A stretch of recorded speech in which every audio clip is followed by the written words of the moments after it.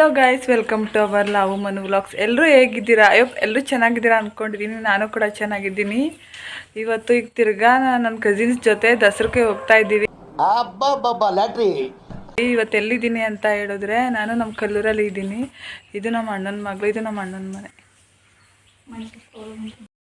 Friends, ಏನಕ್ಕೆ ಇಷ್ಟು ದಿನ ವ್ಲಾಗ್ ಮಾಡೋಕ್ಕಾಗಿತ್ತಿರ್ಲಿಲ್ಲ ಅಂತ ಹೇಳಿದ್ರೆ, ನನ್ನ ಫೋನು ಇದು ಕೇರಿಸ್ಕೋಗಿದ್ವಾ, ಅಲ್ಲಿ ಫೋನ್ ಹೊಡೆದೋಯ್ತಾ. ಫೋನು ಒಂದು 4 days ಇದ್ದಿತ್ತಿರಲಿಲ್ಲ. ಅದಕ್ಕೆ ಇವಾಗಲಿಂದ ಕಂಟಿನ್ಯೂಸ್ ವ್ಲಾಗ್ ಮಾಡ್ತಾ ಇರ್ತೀನಿ.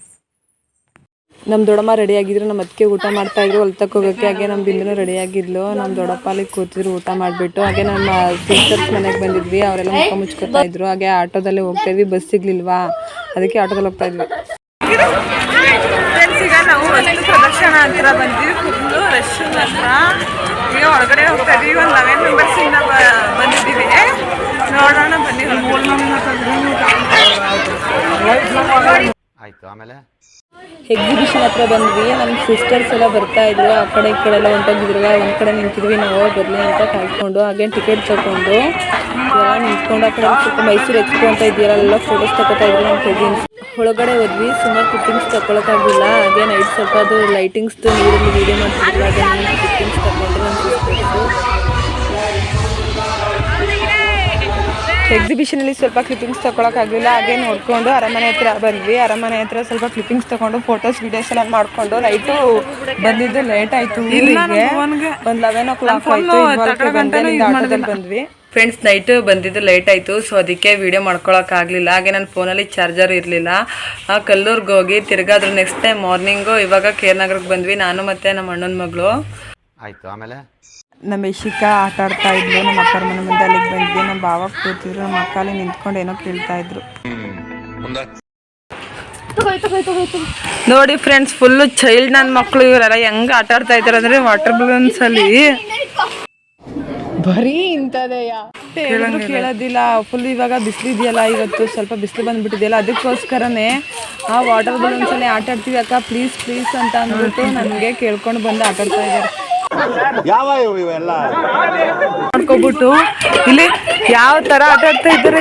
ಇಲ್ಲಿ ನೋಡಿ ಫ್ರೆಂಡ್ಸ್, ಇಲ್ಲಿ ನೀರು ಎರ್ಚ್ಕೊಂಡು ಹೆಂಗೆ ಆಟ ಆಡ್ತಾ ಇದ್ದಾರೆ. ಇಲ್ಲಿ ಯಾರಿಗೂ ಕಾಣದಂತೆ ಹಾಡಿನ ಸಾಲಿನಲ್ಲಿ ನುಡಿದ ಪ್ರಾಣದಂತೆ ಶೀತನವಾದಂತೆ ಬಂದೆ ನೀನು. ನೀ ಬಂದ ಮೇಲೆ ಬಾಕಿ ಮಾತೇನು.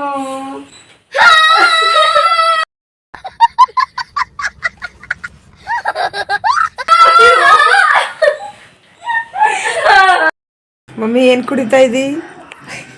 ಜ್ಯೂಸ್ ಕುಡಿತಾ ಇದ್ವಿ. ಇವಾಗ 6 ಗಂಟೆ ಟೀ ಕುಡಿಬೇಕು. ಕಾಫಿ ಬೇಕಾ ಗೈಸ್ ನಿಮಗೂ?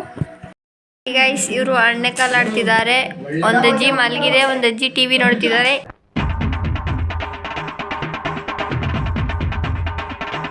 ಇವರು ಅಣ್ಣೆ ಕಾಲು ಆಡ್ತಿದ್ದಾರೆ ಗೈಸ್.